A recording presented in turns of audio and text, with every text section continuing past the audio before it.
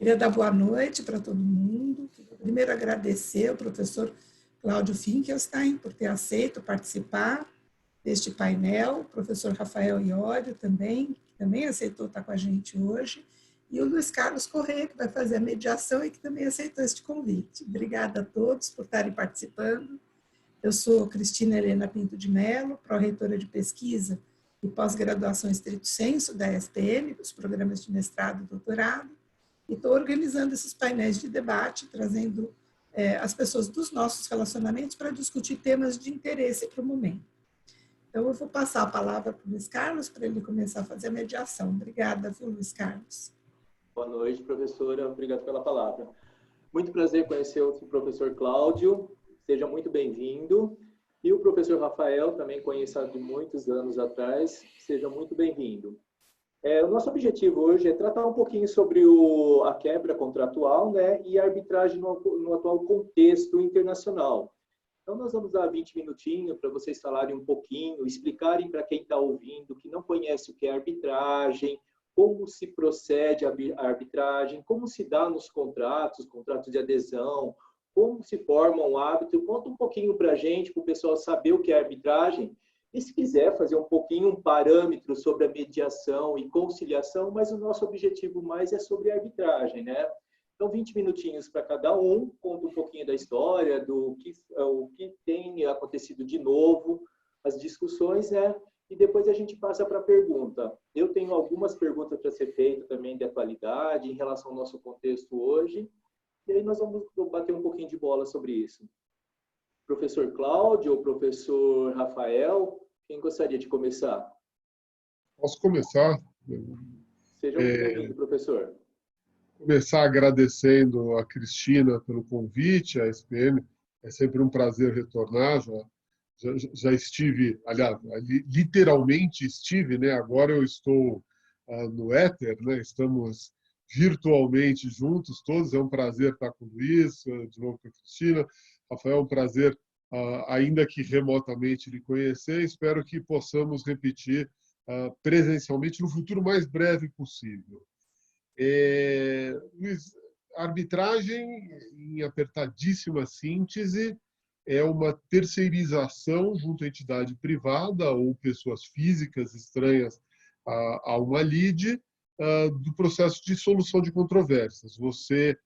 Muitos dizem que é a privatização da justiça. Eu não gosto muito dessa terminologia de privatização da justiça. É a capacidade que cada um de nós temos de delegar poder decisório a um tribunal ou a um árbitro para resolver ao invés da justiça. Isso se enquadra dentro da escola que correntemente se chama de resolução alternativa de disputas, nós chamamos de MESCs, né? Meios alternativos de solução de controvérsia, que eu gosto de contextualizar com a nova denominação que foi, inclusive, sugerida pelo CNJ. Eles falam de meios adequados de solução de controvérsia. Eu gosto de contextualizar com a denominação originária, que são os meios alternativos de solução de controvérsia, porque é efetivamente o que se trata. É uma alternativa ao judiciário. Como você colocou bem, ela se enquadra no meio daquelas formas. Você colocou a mediação, a conciliação. Efetivamente não é o nosso objeto aqui, mas como é algo que efetivamente, na minha visão, é algo que deveria prosperar mais do que a própria arbitragem ou socorrer ao judiciário, são aqueles meios autocompositivos em que as partes, com o apoio de um terceiro, resolvem, ou seja, fazem um acordo intermediado por terceiro. Eu acho que é uma das formas que vai mais avançar na esteira do coronavírus e todas as quebras, os descumprimentos contratuais que esperamos. Eu acho que aliás, eu não acho, né? Basta olhar os dados, nós já temos centenas de casos relativos ao coronavírus nos tribunais superiores, já temos milhares de casos no judiciário, e acho que isso é só o começo. Só o começo porque nós não temos ainda uma ideia da extensão dessa crise. Nós não temos ainda uma ideia de onde vamos chegar. Inclusive, nós ainda estamos em período de quarentena, em algumas localidades em lockdown. A gente não sabe com a retomada dos negócios e com a retomada da vida em sociedade, o que vai acontecer. Muita gente espera e antevê um cenário catastrófico, um cenário até pior do que pós-guerra. E como todos os cenários catastróficos, nós, na minha concepção, vamos experimentar algumas alterações da ordem jurídica. Nós já temos uma série de medidas adotadas tanto na esfera federal quanto estadual e municipal de adaptação, seja na esfera civil, tributária, contratos privados, você mencionou ali, contratos administrativos, fornecimento de energia. Nós já temos uma gama muito grande de decisões, quase todas provisórias, diga-se de passagem, mas a gente espera que todas essas teorias que a gente conhece, com as quais a gente trabalha, não necessariamente vão ser adaptadas ou surgirão novas teorias, mas que o direito vai ter que se adequar à realidade que virá do pós-coronavírus, isso eu não tenho a menor dúvida. E do mesmo modo que nós temos um problema estrutural muito grande do nosso judiciário, ou seja, sem pandemia, sem nenhum efeito adverso, nós já temos um volume monstruoso de casos pendentes e um assoberbamento da atividade dos juízes.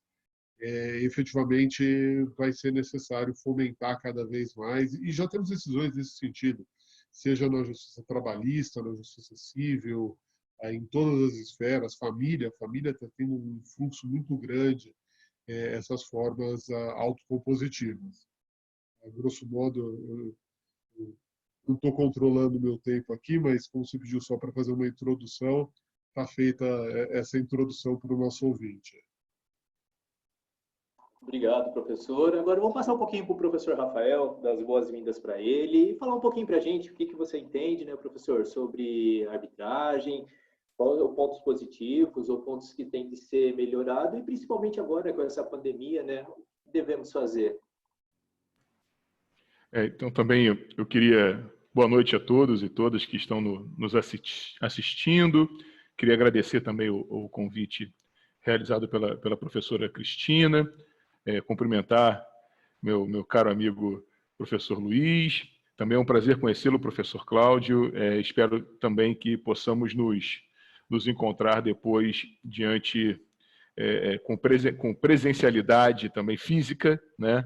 No momento aí em que venhamos a retornar à antiga normalidade que tínhamos. Para mim é um prazer enorme estar aqui. Agradeço também à instituição, à SPM, por ter me feito esse convite para debater essa questão, que eu acho que é uma questão bastante importante para todos nós. E aí, contextualizando um pouco, Luiz, isso que você tem colocado, um pouco na esteira do que o professor Cláudio colocou, acho que existem duas questões primeiras que a gente tem que refletir antes da gente adentrar na questão da arbitragem propriamente, ou como todas as câmaras e os centros arbitrais têm se comportado diante da situação da pandemia. Acho que a primeira situação que a gente tem que estar atento é que, como o professor Cláudio colocou, essa emergência e essa urgência da pandemia da Covid-19 colocou o direito como um todo num grande impasse. Por quê? Porque trouxe um choque de realidade às reflexões jurídicas. Seja porque o direito não tem, dentro dos seus procedimentos de elaboração legislativa, de reflexão, etc., né, o direito está sempre olhando para o passado e não para o futuro, ou seja, a perspectiva temporal, essa temporalidade do direito está preocupada com uma reflexão de como solucionar os problemas que foram apresentados, sem uma perspectiva, muitas vezes, prospectiva de solução. Ele tem trazido aqui um choque, essa pandemia trouxe um choque de realidade para diversos ramos do direito. Não só para a questão dos meios adequados ou alternativos de administração de conflitos, mas também para todos os ramos do direito como um todo. Outro dia eu estava discutindo com um grande professor amigo meu, um grande civilista aqui do Rio de Janeiro, o professor Guilherme Calmon, e o professor Guilherme estava refletindo um problema que um aluno trouxe para ele de guarda de pais divorciados, que tinham guarda compartilhada do filho, e a mãe não queria liberar a semana, que seria do pai, porque falou, não vou botar meu filho em risco de se contaminar na casa do pai, ou nesse trânsito para a casa do pai. Ou seja, algo que, em tese, já estaria pacificado ou consensualizado pelo direito, a pandemia ela faz surgir outros conflitos, outras reflexões. Ou, por exemplo, um outro exemplo, todas essas discussões de natureza federativa que temos o tempo todo na mídia, de reflexão que pode o município decretar lockdown, não pode, o que pode a União fazer ou não pode, etc., que já foi aí devidamente, ou pelo menos tentativas do próprio Supremo Tribunal Federal de administrar esse tipo de conflito. Então, fico muito feliz com esse convite, porque a temática para o direito é uma temática assim, muito... se tem uma coisa que pode trazer felicidade nesse momento de tristeza, várias oportunidades acadêmicas e de reflexão acadêmica e de pesquisa estão surgindo e surgirão desta pandemia. E aí, o segundo ponto que eu queria trazer a reflexão, antes de entrar necessariamente na discussão da arbitragem, é que a gente faça uma discussão acerca de contratos, né? Ou seja, a pandemia também trouxe um problema para o direito contratual como um todo. E por que nós pegamos essa linha do contrato, dos contratos? Porque os contratos terão lá sua cláusula compromissória, sua cláusula, né, como um meio para a administração desse conflito, que será a arbitragem. Então, acho que essa realidade pandêmica, que traz também uma crise de natureza econômica muito grande, né, tem levado a uma série de pontos de discussão acerca dos contratos que acabarão que acabarão sendo levados à própria discussão arbitral. Seja, por exemplo, de contratos de natureza administrativa, então, dos contratos administrativos regulamentados pela Lei 8666 de 93, e com discussões que vão estar voltadas aí para fato do príncipe, fato da administração, né, a força maior, etc., né? Vivemos também um período eleitoral. Então, assim, se você tem contratos com municípios e tal, será que isso vai ser usado para se gastar mais dinheiro? Não vai ser? Como é que vai ficar o equilíbrio financeiro desse contrato? E isso poderia acabar na arbitragem. Então, acho que essa é uma questão importante, porque a regra de ouro dos contratos, que é o pacta sunt servanda, né, que os acordos devem ser mantidos, diante dessa nova realidade que estabelece um grande desequilíbrio econômico, interrupção em cadeia produtiva, etc., acabará a levar para conflitos que acabarão, muito provavelmente, tendo que ter uma sentença arbitral, por exemplo. Então, acho que esse é um ponto que a gente tem que se concentrar, ou seja, nos contratos de natureza privada, né, particular, né? Por exemplo, existem pessoas que têm discutido que pandemia, se essa regra contratual, claro que em grandes empresas essas regras contratuais vêm estabelecidas quais são as situações de força maior, de caso fortuito, mas existem interpretações que se isso não tiver explícito, porque nós já tivemos SARS, né, gripe aviária, gripe suína, etc., como isso tem recorrência, não haveria a situação fortuita. Então, como é que essa questão também acho que é uma questão que pode acabar chegando para a administração desse conflito por arbitragem. E mais, né, um último dado para eu poder passar a palavra, a gente, de repente, fazer essa dinâmica aqui de reflexão, acho que também é interessante a gente entender que a situação de crise leva a atitudes que muitas vezes não são atitudes do empresário, por exemplo, de atitudes colaborativas, né? De atitudes que busquem a administração do conflito, porque eu estou preocupado, por exemplo, em não adimplir determinado contrato, porque eu quero que a minha empresa sobreviva, por exemplo, né? Ou então eu vou estabelecer uma ordem de priorizações daqueles contratos que eu vou, quais são as obrigações que eu vou cumprir e quais são as obrigações que eu não vou cumprir, que eu estou lutando pela minha sobrevivência. Isso também vai gerar ou gera um espaço de conflito que pode acabar tendo que o juiz arbitral, que o árbitro tenha que decidir essa questão.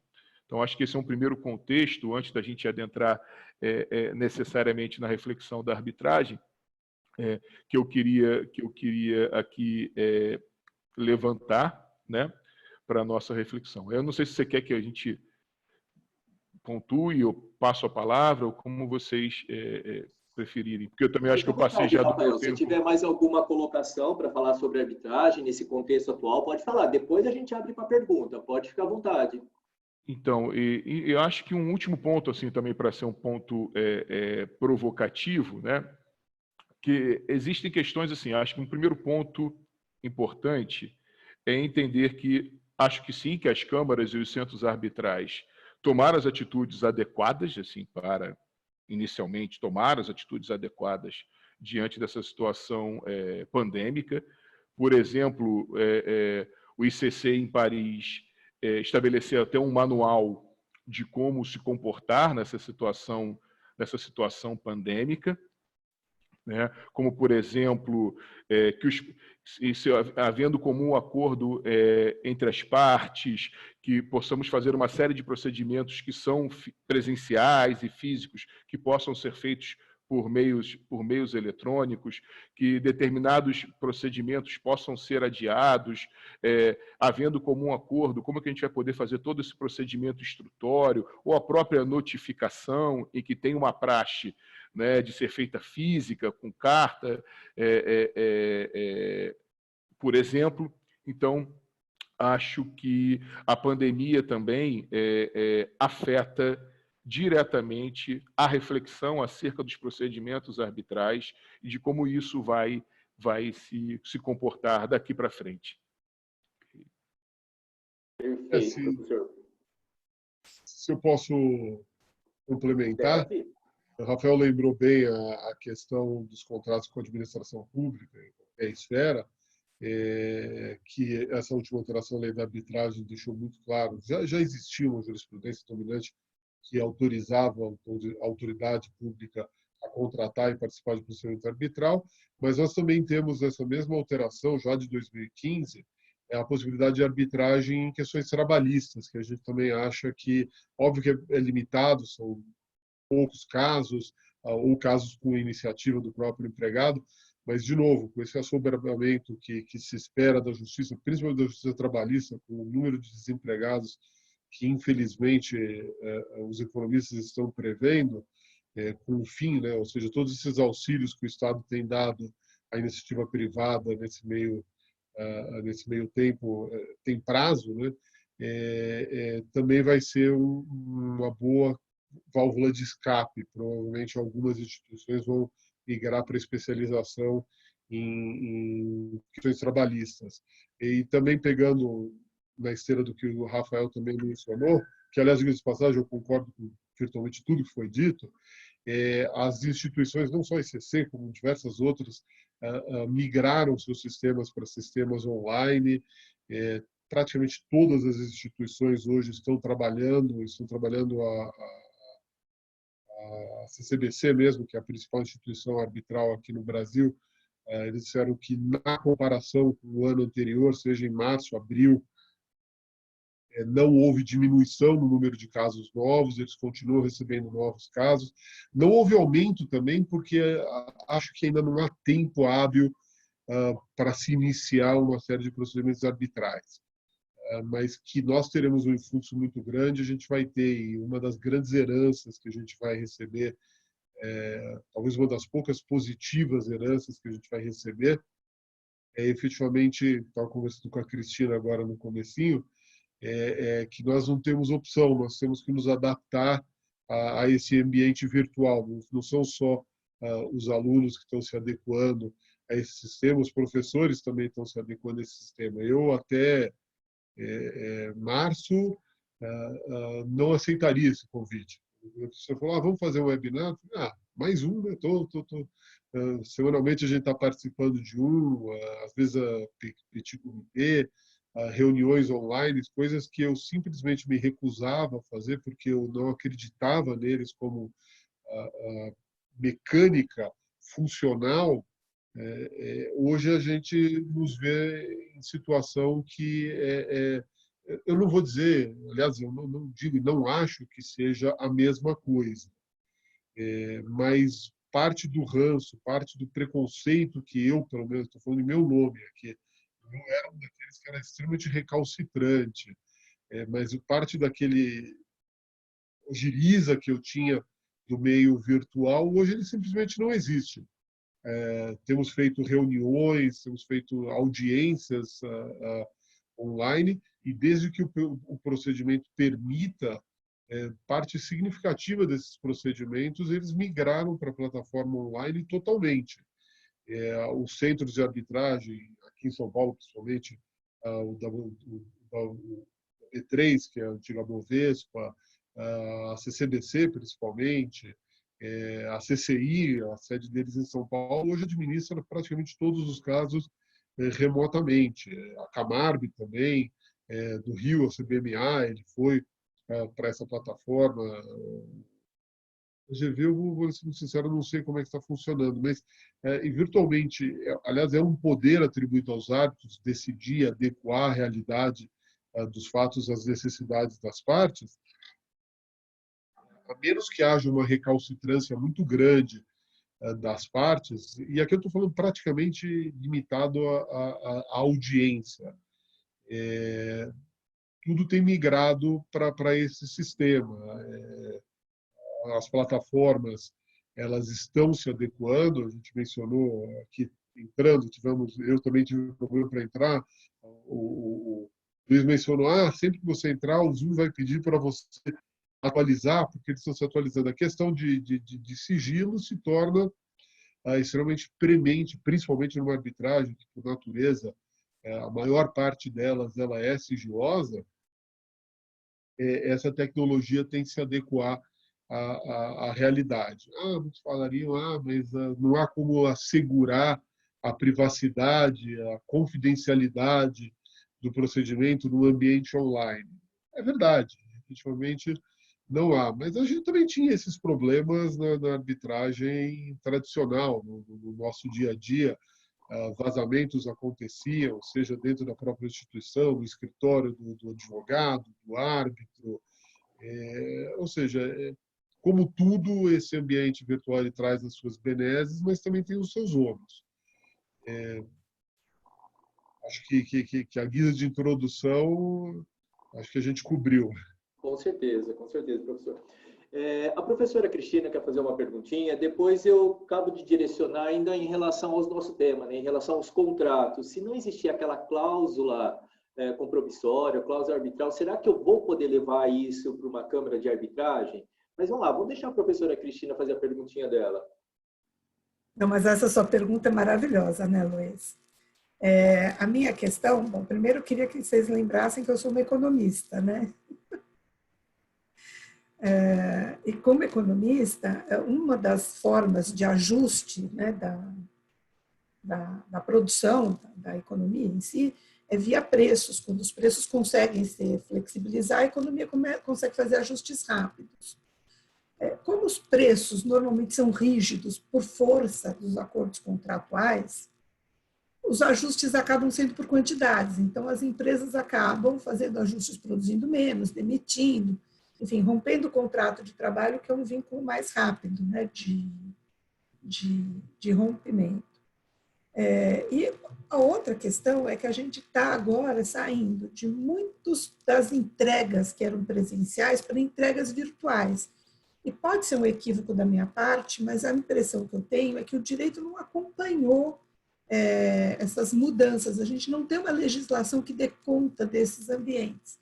Eu queria ouvir de vocês um pouquinho qual é a impressão de vocês sobre essa questão dessa rigidez contratual nesse contexto, né? Se de fato é uma trava para um ajuste econômico maior, se há caminhos para flexibilização que possam ser mais rápidos, e como que vocês enxergam que a gente pode abraçar essas mudanças para esse ambiente digital sem que isso, enfim, se caracterize em prejuízo, mas que a gente consiga preservar o que tem de melhor nessa migração.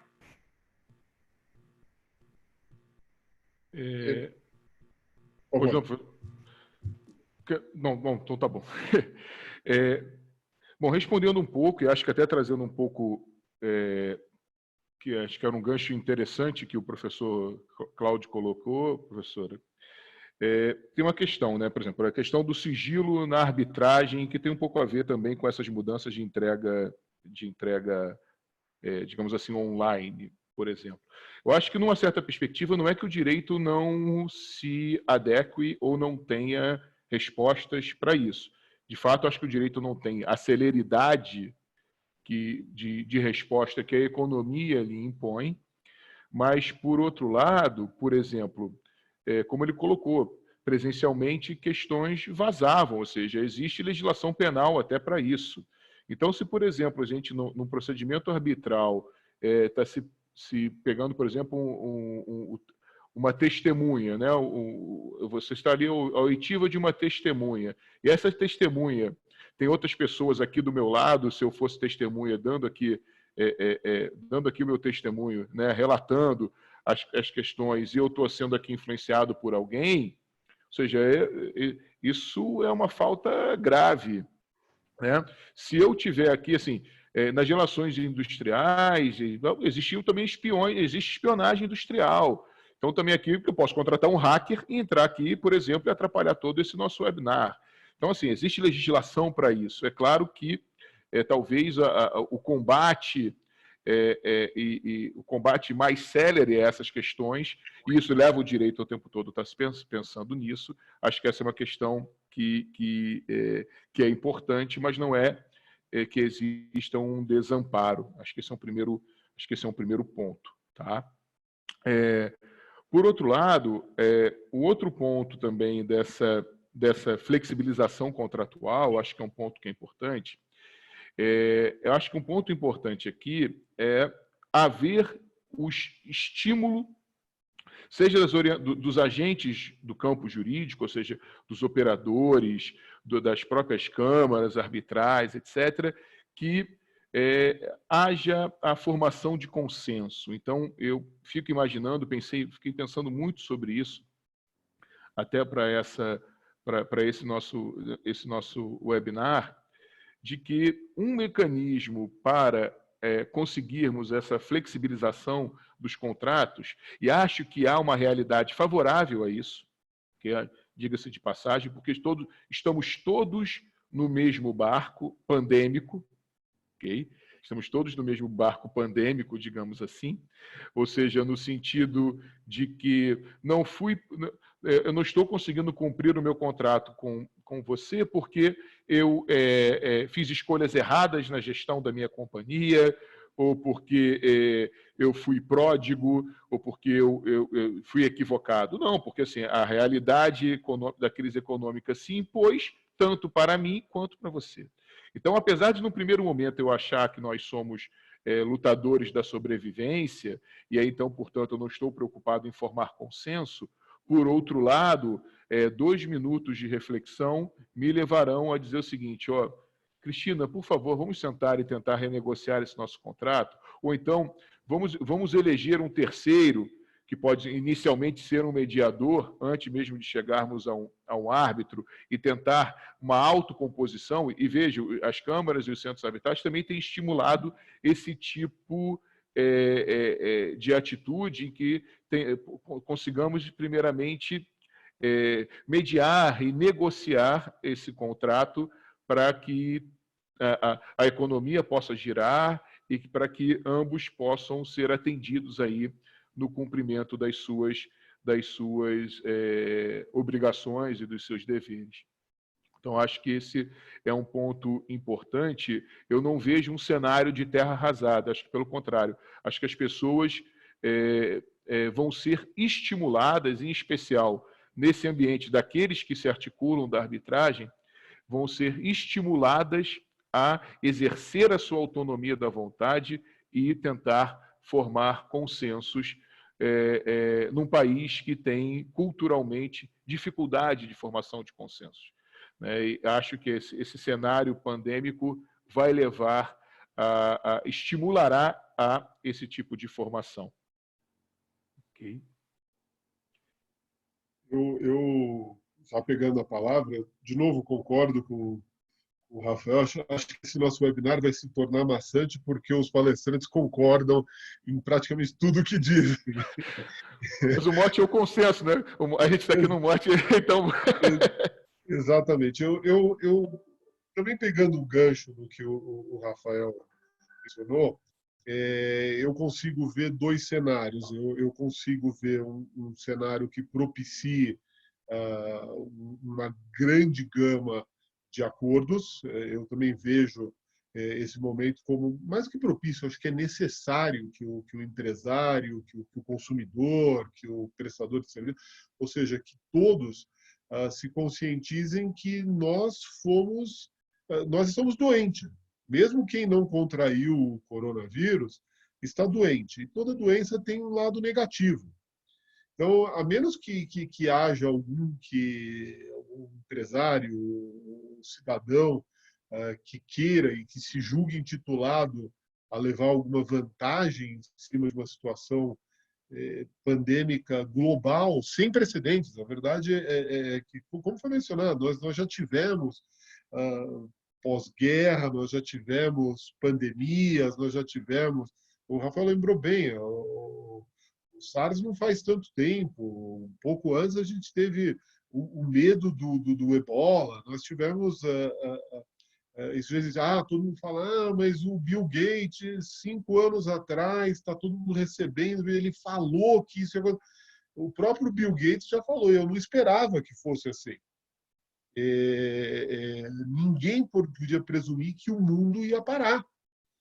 Então, o direito, concordo de novo com o Rafael, nós temos já uma série de instrumentos, o nosso direito já contempla, respondendo a sua pergunta, para o advogado, professor de direito, a gente conhece e temos uma farta jurisprudência com relação à onerosidade excessiva.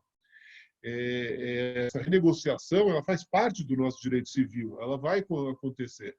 Agora, trazendo de novo, e aí não sei se era essa a sua pergunta, Cristina, depois me corrija se eu estiver errado, quando você fala da questão econômica, é que, ao contrário do processo judicial, o processo arbitral e também a mediação, óbvio que os resultados são muito mais palpáveis, muito mais rápidos, mas é um procedimento mais custoso.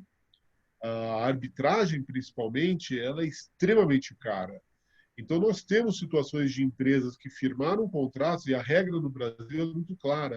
Os países mais aprazíveis para a arbitragem, o Brasil está entre eles. O nosso judiciário hoje ele é praticamente 100% pró-arbitragem. A gente não consegue mais ver aquele ranço que existia da arbitragem pelo judiciário e pelo empresariado. Do mesmo modo que ainda não existe a cultura da mediação, da conciliação, da negociação direta no Brasil, hoje da arbitragem existe. O que eu acho é que a gente vai ter que fomentar, por falta de opção, o Instituto da Mediação, que é o mais avançado no Brasil, mas nós também temos um processo de conciliação, para resolver esses problemas. Por quê? Porque a arbitragem efetivamente é cara. E nós teremos uma situação de uma empresa ou de uma pessoa física que firmou no passado, e pode ser no passado bem recente, uma cláusula contratual. Eu não consigo imaginar praticamente nenhum contrato que vai passar idôneo pelos 3 meses que a gente está vivendo de quarentena e pelo ano que se seguirá. Na minha visão, todos vão sofrer de alguma forma. eu mesmo já estou, na nossa prática, a gente está vendo realidades, tem tentativa de mudança de pedido dentro da arbitragem, que é impossível, e a gente não consegue ainda contemplar, mas tem que ser flexível. Calma, flexibilidade tem limite também. Mas a gente vê que vai existir a situação do empresário que tinha condições de arcar com os custos de uma arbitragem e que, a partir de hoje, já não tem mais.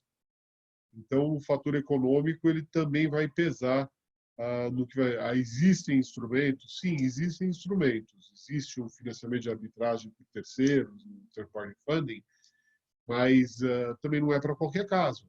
Muitos casos, eu diria que a maior parte dos casos não será interessante para esses fundos. Então, a gente vai ter uma situação econômica de imbalanço que, efetivamente, hoje eu não sei como responder o que vai acontecer. Eu já parei para pensar, na semana passada a gente foi entrevistado, estava discutindo questões de mudança de percepção, de interesse público. O direito vai experimentar algumas mudanças. Minha área de especialização é contratos internacionais. Fui perguntado, mas nós tivemos nas últimas semanas 2 situações completamente impensáveis pouco tempo atrás. Você compra insumos médicos, insumos de primeira necessidade para tratar uma pandemia e o avião está vindo e tudo vem da China. Descobriu que a cadeia de fornecimento, 92% vem da China, desde a máscara cirúrgica até equipamentos, né? Só que nenhum avião consegue chegar da China no Brasil. Eles não têm autonomia. Então, o avião ele decola da China, ele tem que parar na Europa ou em algum outro lugar para fazer uma escala, está parando e estão expropriando esses bens. Mas vai morrer gente no Brasil se eu não mandar esses respiradores. Eu não estou nem aí. Na França está morrendo gente. Sabe? O interesse público seu se sobrepõe ao meu, são questões que o direito ainda não analisou. E aí, de novo, como o Rafael bem lembrou, a insurgência do ato do príncipe. Junto com força maior, você vai ter uma série de outros fatores. E nós tivemos, na semana passada, o Brasil declarando, por medida provisória, a impossibilidade de exportar esses mesmos equipamentos, seja de reexportação de produtos feitos fora do Brasil ou de produtos nacionalizados. E aí veio uma reclamação do Paraguai. Mas você cria uma ordem jurídica que desobedece à nossa ordem do Mercosul. Como é que fica isso? São situações que a gente vai ter que analisar no futuro próximo que, vou lhe dizer, teremos cursos e cursos de direito pós-coronavírus. Seguindo a nossa toada de hoje, também estou de pleno acordo. Assim, de fato, nós teremos uma outra realidade de reflexão jurídica no mundo pós-coronavírus. Eu não tenho dúvida quanto a isso. Primeiro porque acho que é isso, assim, em especial para nós brasileiros. Eu sei que isso não tem diretamente a ver com a nossa discussão, mas tem a ver, né? Principalmente para nós que vivemos numa cultura jurídica em que muitas vezes a nossa doutrina não doutrina, em que muitas vezes há um certo afastamento com quais são os nossos problemas da realidade, né? Aí eu estou pegando aqui para os professores que são do direito, muitas vezes os alunos costumam brincar que eles tiravam 10 em processo civil o curso inteiro, quando eles se formaram eles não sabiam advogar, né? Porque o que você necessariamente aprendia no manual, ele não dialoga necessariamente com aquilo que é a vida prática do direito, né?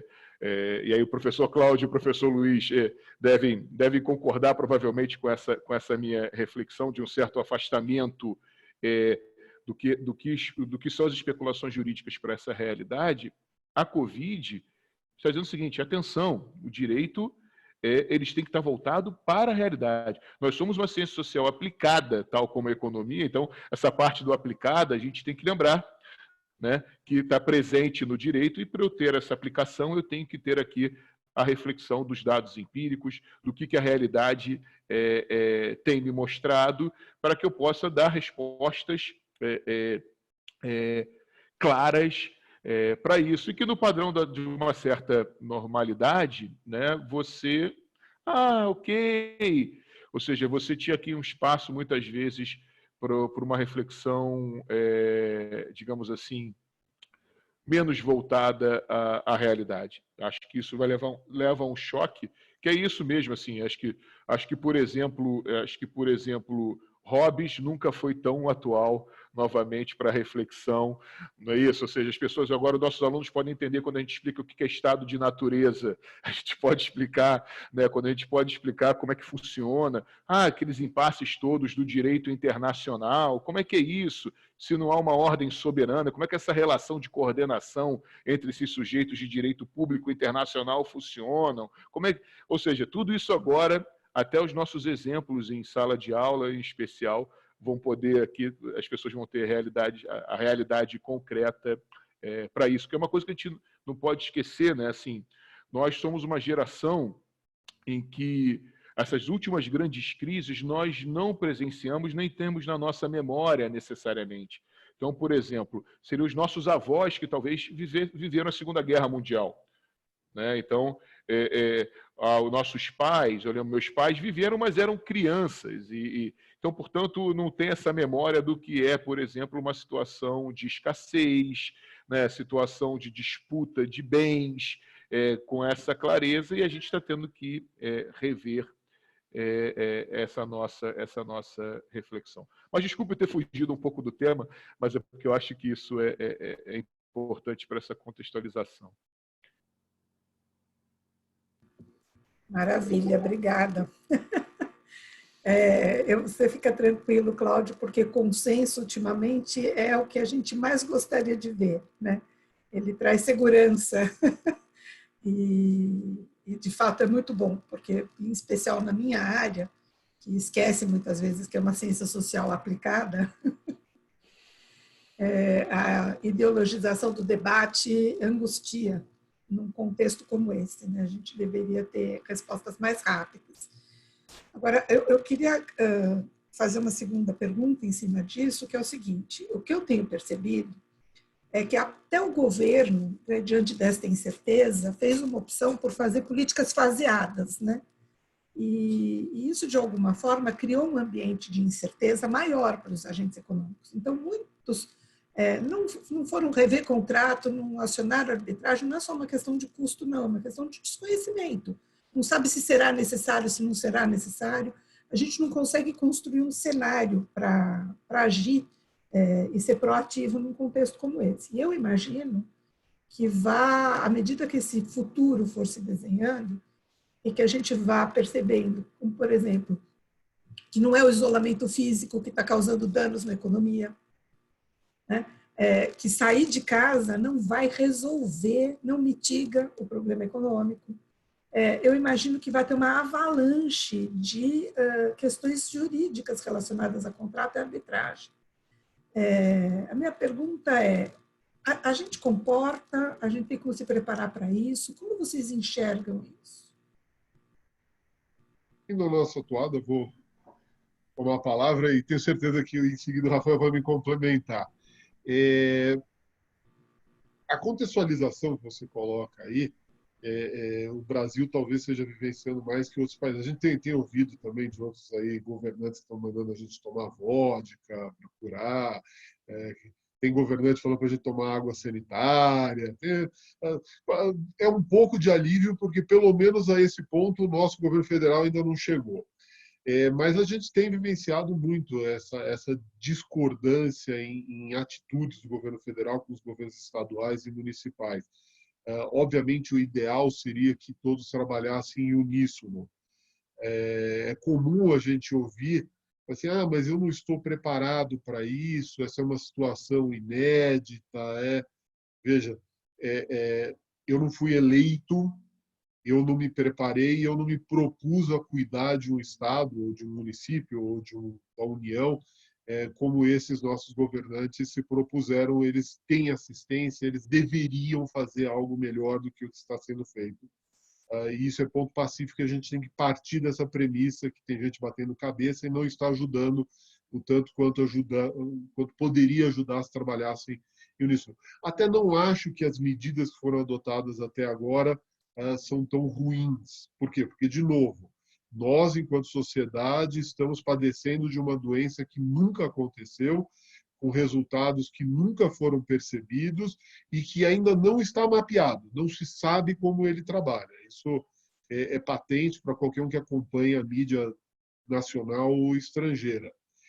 As consequências dela irão adiante. Mas, do mesmo modo que eu não me candidatei a um cargo eletivo e que eu teria que liderar, eu sou, sim, árbitro praticamente todas as instituições. Eu trabalho. Hoje a minha vida é muito mais focada em arbitragem. Eu divido entre a arbitragem e a docência. Eu considero que estamos preparados, sim. Eu acho que nós temos no Brasil pensadores e praticantes de arbitragem. Não vou dizer que eu já estou preparado para lidar com as consequências do coronavírus, mas o que eu posso lhe dizer é que um procedimento iniciando agora, e eu já estou trabalhando em um outro procedimento que está se iniciando agora, no momento da sua resolução, que deve ser um ano de agora, um ano e pouquinho, nós já teremos uma percepção clara do que vai acontecer. E é óbvio que são, como regra, 3 árbitros trabalhando num caso, cada cabeça uma sentença. São pessoas que normalmente trabalham em sintonia, são pessoas que normalmente se conhecem e que estão acostumadas a lidar com coisa nova. O corona e as consequências econômicas desse corona, e principalmente como o Estado está lidando, porque grande parte do que a gente vai vivenciar em descumprimento contratual deriva de medidas adotadas pelo Estado, muito mais do que as autoridades sanitárias ou de saúde pública. Eu diria que nós estamos, sim, preparados. Diria até que, contrário senso, o judiciário também vai se preparar para isso. Então, seguindo realmente... exatamente, eu concordo. Concordo e acho que a arbitragem, nesse contexto, ainda tem uma seguinte vantagem, porque estamos falando com... Primeiro, acho que ela apresenta 2 grandes vantagens que são complementares. A primeira, porque se verifica uma maior especialização dos árbitros em comparação com o judiciário. Okay? Então, o árbitro ele é um expert naquelas situações em que se apresentam para ele, né? Ele goza da legitimidade de ter sido escolhido por essas partes. Então, acho que isso reforça que a administração desses conflitos e a resposta a esses conflitos se deem de forma mais qualificada e mais rápida. Então, acho que esse é um dado que é relevante. E também, por outro lado, os problemas ou digamos assim, o espaço de competência da arbitragem, ou seja, o espaço dos conflitos que ali se instauram, não são os mesmos conflitos. Alguns podem ser coincidentes com o judiciário, mas não são o judiciário tem conflitos que ele deve administrar, que a natureza desses conflitos é mais ampla do que na arbitragem. Então, por exemplo, acho que aí o problema tem uma outra complexidade com o judiciário, e aqui, nesse sentido, eu tenho uma certa dúvida. Acho, sim, que o judiciário vai se preparar para isso, está se preparando, mas não sei se a resposta vai ser a resposta célere, a contento ou a mais adequada. Porque eu sempre, quando me coloco no lugar de um magistrado, né, por exemplo, no direito se discute-se muitas vezes certo procedimento, por exemplo, como a judicialização da política. Ou a judicialização, por exemplo, da saúde. Então, o Estado está determinando que se tenha respirador para A, B ou C, e, por exemplo, a sua família não teve e você ingressou com uma ação judicial. Aí, o juiz tem legitimidade para isso? Não tem, etc., de fazer essas escolhas difíceis, que são escolhas difíceis no final das contas. Isso a arbitragem não vai lidar, e, ao mesmo tempo, eu não sei se as respostas a isso serão a contento dentro do cenário pandêmico. Então, acho que esse é um ponto que a gente tem que refletir. Acho que a arbitragem, em comparação com a jurisdição estatal, com o Poder Judiciário, a arbitragem terá mais vantagens para os conflitos que ela deverá administrar. Né? Porque assim, os conflitos que o Judiciário enfrentará são conflitos que, por exemplo, existe a possibilidade da arbitragem dentro do processo do trabalho, mas essas não são a maioria das reclamações trabalhistas, né? Das situações relacionadas à saúde, etc., que são problemas que já existem e que estão sendo aprofundados com esse cenário pandêmico. Então, acho que esse é um dado que a gente deve levar em conta para reflexão. Né? Acho que esse é um dado que a gente deve levar em conta para reflexão. Obrigado, professor. Obrigada. Posso perguntar, professora Cristina?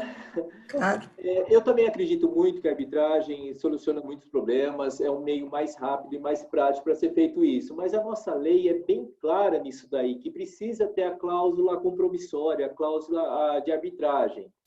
E aí, o que nós vamos fazer nesses contratos trabalhistas, nesses contratos de locação, que uma das partes quer usar a arbitragem, né, para essa maneira? O que vocês sugerem para a gente? Professor Cláudio? Não é que a lei diz que você precisa ter uma cláusula para ir à arbitragem. O que a lei diz é que, em havendo uma cláusula, você não pode ir ao judiciário. Então, se você, com a sua contraparte, chegar à conclusão, como o Rafael falou no introito, que a situação ela pede razoabilidade, vamos nos socorrer de terceiro. Até porque, do mesmo modo que o Rafael, eu também não acredito que a resposta do judiciário, a contento até pode acontecer, mas ela não virá a tempo correto. Isso eu concordo com o Rafael, grau, gênero e número. E também não é por má preparação do juiz ou por má fé, é um assoberbamento. É desumano o trabalho dos juízes no nosso país. Então, na arbitragem, aí já respondendo diretamente a sua pergunta, assim como na mediação, se as partes tiverem essa voluntariedade, se elas tiverem a vontade de renunciar ao judiciário e à arbitragem ou postergar o judiciário para mediar a sua questão, basta, num português claríssimo, basta querer. Se as partes estão num ânimo amigável, voluntariamente se propondo a isso, porque, de novo, a gente sempre trabalhou, é o ganha, ganha, ganha, ganha. Nós estamos sentindo que muita gente vai partir para aquele, deixa eu perder pouco, deixa eu perder esse negócio, mas manter o cliente, deixa eu ser humano, deixa me mostrar que eu sou filho do mesmo Deus e estou sofrendo da mesma doença.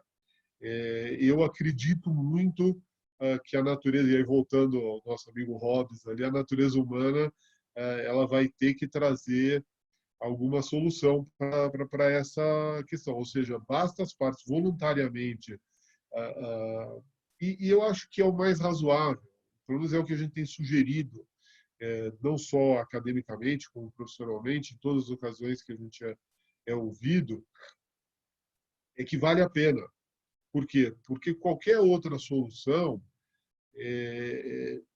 ela vai tardar, ela vai ter um preço, você não controla o que está acontecendo do outro lado, seja da tela, ou da mesa, ou de qualquer que seja o ambiente que você estiver, e eu acho que esse ânimo conciliador ele vai ter que se sobrepor às animosidades que as partes eventualmente tenham.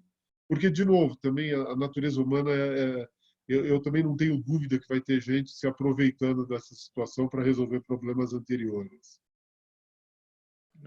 Eu também não, mas assim, aí numa perspectiva até política, eu diria assim, haverá também um reforço à boa-fé. Ou seja, porque assim, essa perspectiva que é uma perspectiva cultural nossa da má-fé, a nossa presunção é sempre uma presunção de má-fé, não é uma presunção de boa-fé, né? Senão a gente não teria essa cultura cartorária que temos, nós não teríamos ditados populares como quem não deve não teme, ou seja, essa perspectiva inquisitorial, essa perspectiva de que parte da má-fé, de que o outro está sempre querendo levar algum tipo de vantagem ou te dar um golpe, ela é uma perspectiva que, no próprio capitalismo, ela emperra o processo capitalista. Né? Ela emperra o processo das relações econômicas, porque ou seja, então acho que também nessa situação, diante da necessidade da sobrevivência, teremos que refletir um pouco sobre a nossa cultura de boa-fé. Ou seja, ok, alguns passarão a perna, assim. Não sei, isso vai ter que estar no custo do negócio. Eu sei que alguns vão ter vantagem, porque assim, já estava mal antes da crise, da pandemia, já não ia cumprir a obrigação mesmo, por exemplo, contratual e tal, e agora tudo é a bandeira da pandemia. Mas, enfim, ok, se nós quisermos, na minha modesta visão, passar por isso, deverá haver um reforço à boa-fé, ao princípio da boa-fé e ao princípio da boa-fé nos contratos. Senão, nós vamos aqui, novamente, ter mais um saco de pedras emperrando que possamos fazer bons contratos, possamos administrar de maneira adequada esses conflitos. Vamos lá. Professor Cláudio, professor Rafael, tem um monte de indagações aqui para ser feito, né, em relação à arbitragem. Nós comentamos bem pouquinho ainda no contexto internacional, o professor Cláudio comentou um pouquinho, mas nosso tempo já está se esgotando, né? Eu quero agradecer a presença dos senhores. Luiz, o Jonathan está com a mão levantada. Eu acho que ele quer fazer uma pergunta. Acho que dá tempo de mais uma, microfone, né? Como nós somos em pouca gente, o Jonathan é um aluno nosso. Boa noite, tudo bom? Boa noite, Jonathan. Já está liberado. Essa última parte me interessou bastante, que vocês falaram sobre o retorno da boa-fé nos contratos e tudo mais, né? E recentemente eu fui colocado como numa parte administrativa de uma escola de esgrima que eu faço parte. E alguns meses antes da pandemia a gente teve um problema com uma situação de equipamento, onde nós teríamos seria entregue para nós uma quantidade de máscaras para proteção e subitamente já que foi uma coisa falada da boca, mudou tudo e nos ferrou, né? Então a gente acabou tendo que nos virar nos 30 e realmente achar uma maneira de passar por cima disso. A minha pergunta é mais para essa situação de médio a longo prazo, né, pós-pandemia, que agora tá tudo sendo lidado relativamente bem, na medida do possível, né? Como que se comunica essa boa-fé com outros contratuantes possíveis quando realmente a gente parte do pressuposto que o cara, a pessoa que está querendo fazer o contrato, talvez não esteja nas mesmas intenções que tu. Essa incerteza de tipo, tu quer ser um cara, tu quer ser bom, tu quer ser íntegro, mas talvez o medo ou o receio de simplesmente levar aquela punhalada nas costas eventualmente pode te fazer ser um pouco restrito na situação de contrato, né? Então, às vezes, até tu querer que a pessoa assine um contrato é visto como meio ofensivo, até tipo, como assim tu não confia em mim e tal. Não sei se ficou claro mais ou menos a pergunta. Se eu puder tentar te responder, eu entendo.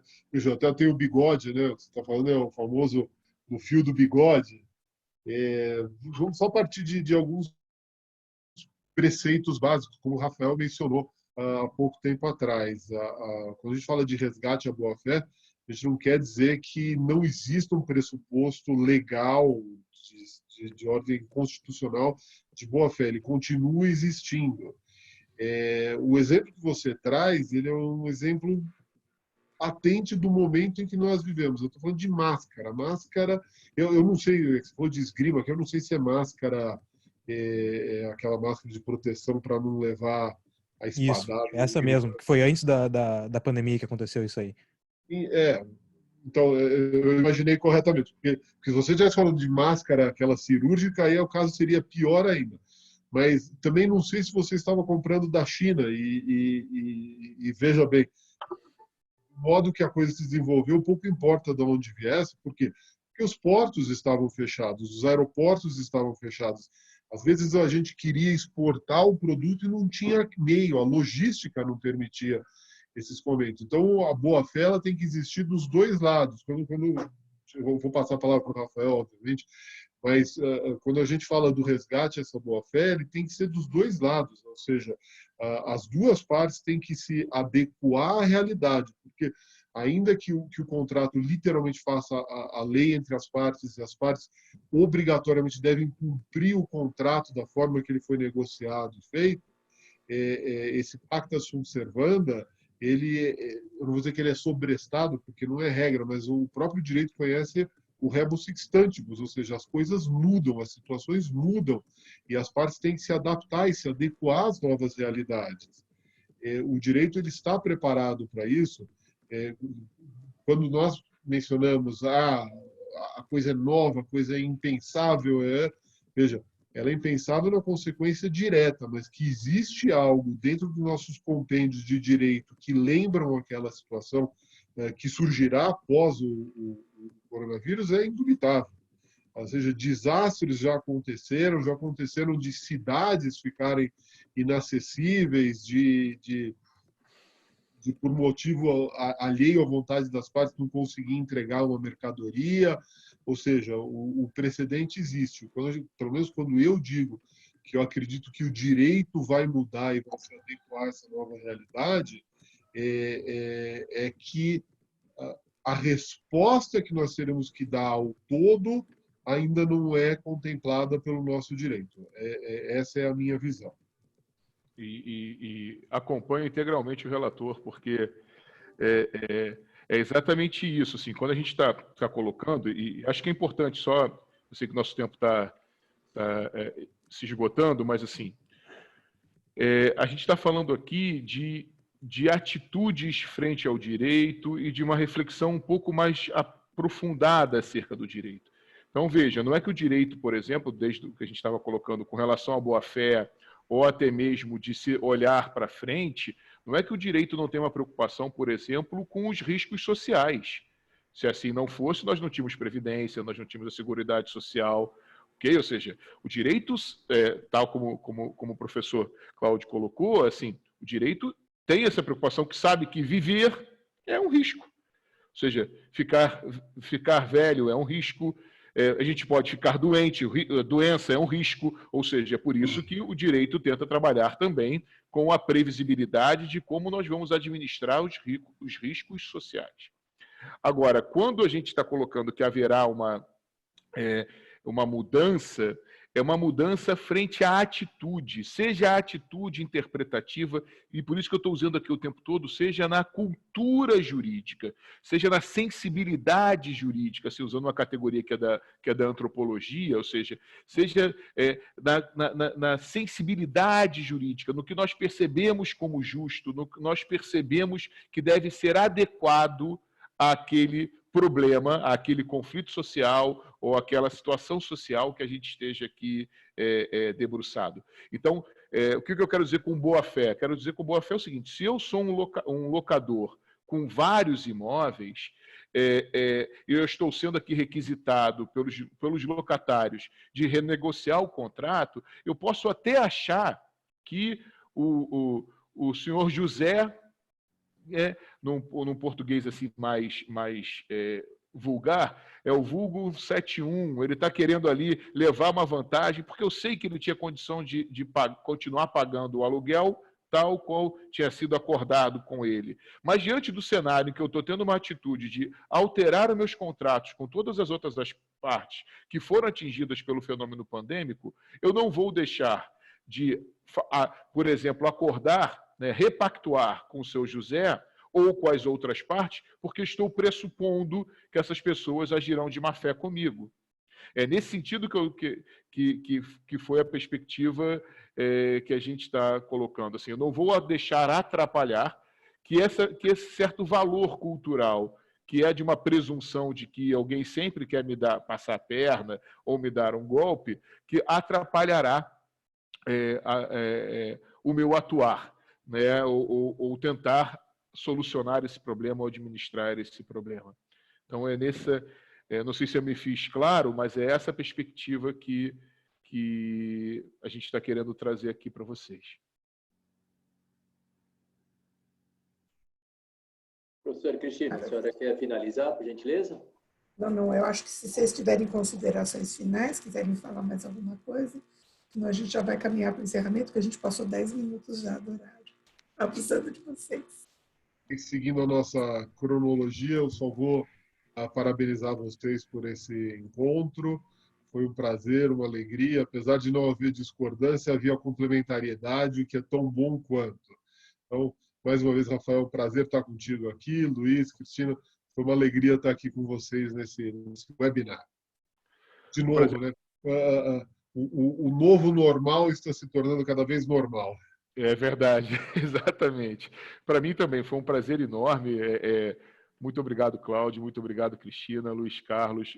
Contem comigo para outras vezes. Eu gosto bastante de participar dessas discussões, de fazer essas reflexões. Para mim foi um prazer enorme. E desejo também que todos fiquem bem, fiquem em casa, cuidem da sua família, né, dos seus familiares, cuidem da sua saúde, porque sem querer fazer uma paródia, vai passar.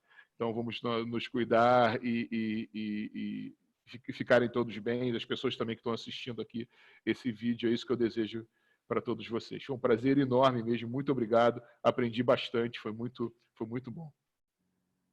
Professor Cláudio, professor Rafael, muito obrigado pelo convite. Com certeza, iremos convidá-los para outras, ou até palestra presencial.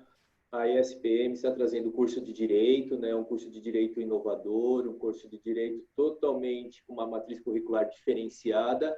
E, obviamente, que nós vamos precisar de profissionais com o gabarito dos senhores para nos ajudar, para palestrar, fazer com que o curso aconteça.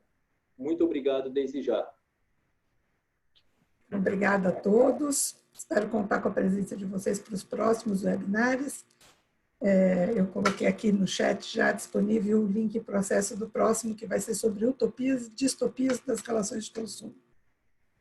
Obrigado e uma boa noite.